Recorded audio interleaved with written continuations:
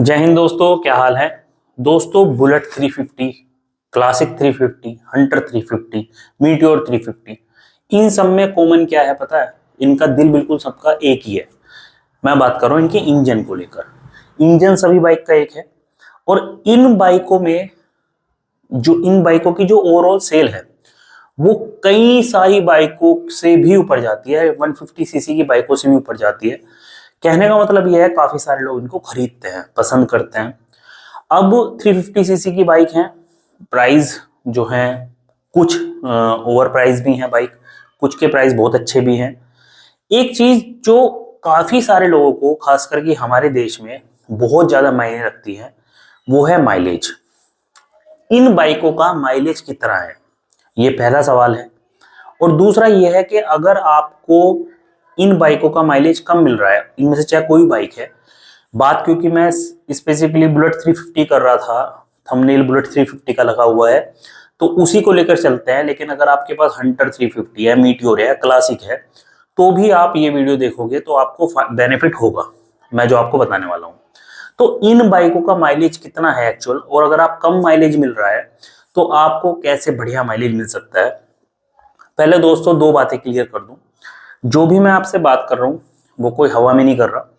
मैंने बुलेट 350 भी रखी है अपने पास, करंट में मेरे पास हंटर 350 है, क्लासिक 350 मेरे पास रही है। और मैं सभी बाइकों का माइलेज जो है कई सौ बार चेक कर चुका हूं। मतलब क्योंकि मेरी डेली रनिंग 65-70 किलोमीटर की रहती है, तो मैं अच्छे से चेक कर चुका हूं हाईवे पे, लोकल में कैसे माइलेज निकालता है, कैसा बढ़िया से बढ़िया माइलेज आ सकता है।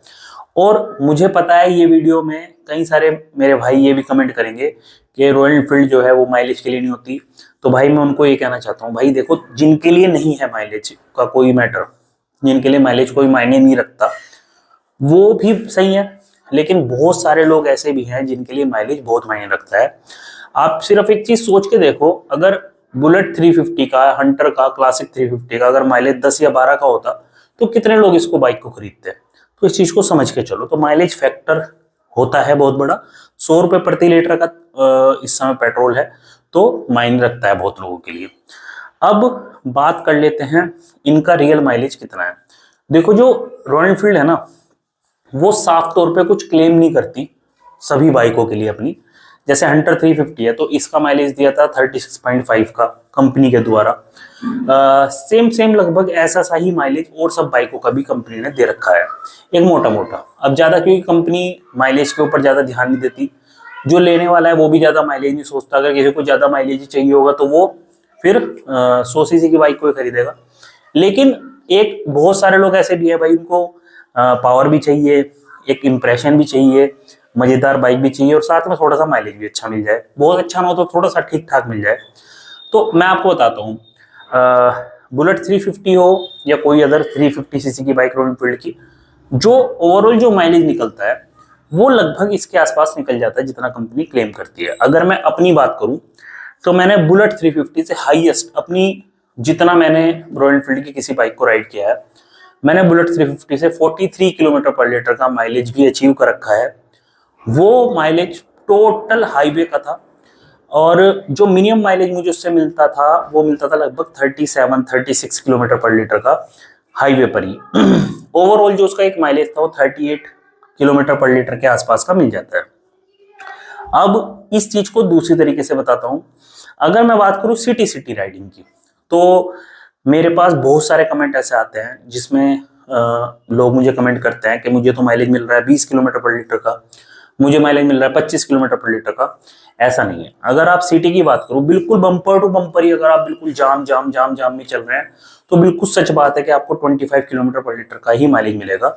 उसमें अगर आपके पास स्प्लेंडर भी होगी ना भाई, तो भी आपको 40 का ही एवरेज मिलेगा, क्योंकि वो कंडीशन ऐसी हो गई कि आपकी बाइक चल तो रही नहीं, सिर्फ फूक ही फूक रही है पेट्रोल, तो उसको माइलेज नहीं कहते। वो तो एक बहुत रेयर केस हो गया कि आप बम्पर टू बम्पर ट्रैफिक में चल रहे हो बस।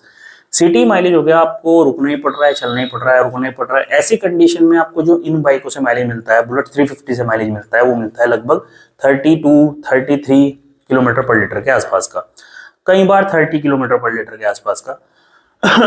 आप अपनी बाइक से बढ़िया माइलेज निकाल सकते हैं, अच्छा माइलेज निकाल सकते हैं। लेकिन उस चीज को करने के लिए आपको कुछ चीजों का ध्यान रखना पड़ेगा। पूरे एक्सपीरियंस से बहुत ही सिंपल सी चीज है, अगर आप नॉर्मली भी फॉलो करोगे ना, आराम से आपको हाईवे पे 38-39 किलोमीटर पर लीटर और लोकल में 33-34 किलोमीटर पर लीटर का माइलेज आराम से मिल जाएगा सभी बाइकों से।